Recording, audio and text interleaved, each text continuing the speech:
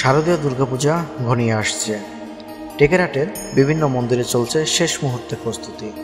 সরজমিনে ঘুরে দেখা গেছে আবাসিকে দুর্গা মন্দিরে এবং মহাজনপট্টি দুর্গা মন্দিরে চলছে সাজসজ্জার কাজ। রঙিন আলোকসজ্জায় ভরে উঠেছে পুরো এলাকা। ভক্তদের পদচারণায় মুখরিত হতে যাচ্ছে মন্দিরের প্রাঙ্গণ। আমরা ঘুরে দেখেছি এই দুই মন্দিরের প্রস্তুতি, আপনাদের জন্য তুলে ধরেছি সেই দৃশ্য। তো ভিডিওটি না টেনে আমাদের সাথেই থাকবো। আর যারা এখনও আমাদের চ্যানেলটি সাবস্ক্রাইব করেনি তারা সাবস্ক্রাইব করে আমাদের পাশেই থাকুন, এবং আমার পার্সোনাল আইডি যারা এখনও ফলো করেননি তারা অবশ্যই ফলো করে পাশে থাকুন, কারণ সামনে আসছে আরও নতুন নতুন অনেক ভিডিও।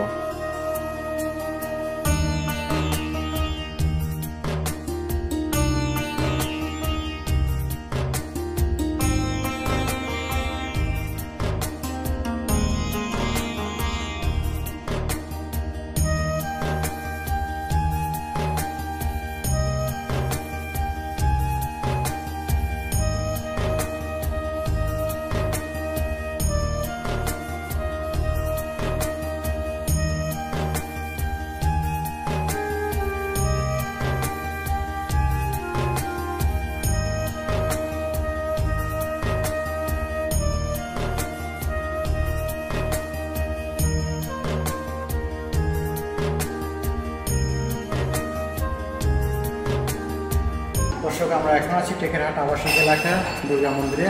এখানে এসে দেখলাম শেষ মুহূর্তের কার্যক্রম চলছে। আগামী রোববার থেকে শারদীয় দুর্গাপূজা উৎসব শুরু হবে, যার কারণে এখনও চলছে প্রস্তুতির কাজ, খুব শীঘ্রই শেষ হয়ে যাবে আমরা আশা করছি। আমরা এখন আছি ঠিক মন্দিরের ভিতরে। এসে দেখলাম যে এখানে স্টেজ কমপ্লিট, তাছাড়া প্রয়োজনে যে মাল সামান সবগুলো আনা হচ্ছে এখানে। আমরা আশা করি আগামীকালের মধ্যেই সম্পূর্ণ প্রস্তুতি শেষ হবে। আর আলোকসজ্জার কাজ ইতিমধ্যে আপনারা দেখতে পাচ্ছেন যে এটা কমপ্লিট। আর এটা আবাসিক এলাকা শুরু থেকে পাঁচতলা মোড় থেকে একদম মন্দির পর্যন্ত এসে শেষ হয়েছে। দর্শক, এবার দুর্গাপুজোর যে মেন আকর্ষণ এই আবাসিক এলাকার দুর্গা মন্দিরে, সেটা হলো পানির ফোয়ারা। এটা প্রায় প্রস্তুত শেষ পর্যায়ে। এখানে আলোকসজ্জার ব্যবস্থা করা হবে, পানির যে ফোয়ারা, এটাই হলো মূল আকর্ষণ। এটা আশা করা যায় আগামীকাল থেকে এটা চালু হবে। আপনারা যারা দুর্গা মন্দিরে আসবেন, দুর্গা মন্দির থেকে একটু সামনে আসলে এই পানির ফোয়ারাটা আপনারা দেখতে পাবেন।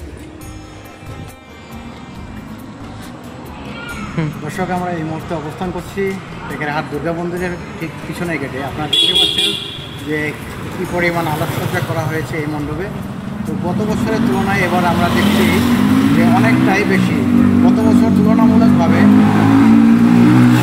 টেকেরহাট যে মহাজনপট্টি দুর্গা মন্দির ছিল সেখানটা থেকে এটা পিছিয়ে ছিল। এবার তো আমরা এটা পরিদর্শন করে দেখলাম যে গত বছরের তুলনায় এবার অনেক সাজসজ্জা হয়েছে। আমরা এখন আবার যাব আপনার মহাজনপট্টি যে দুর্গা মন্দির আছে সেখানে। আমরা চলুন এখানে গিয়ে দেখে আসি এখানে সাজসজ্জা কেমন।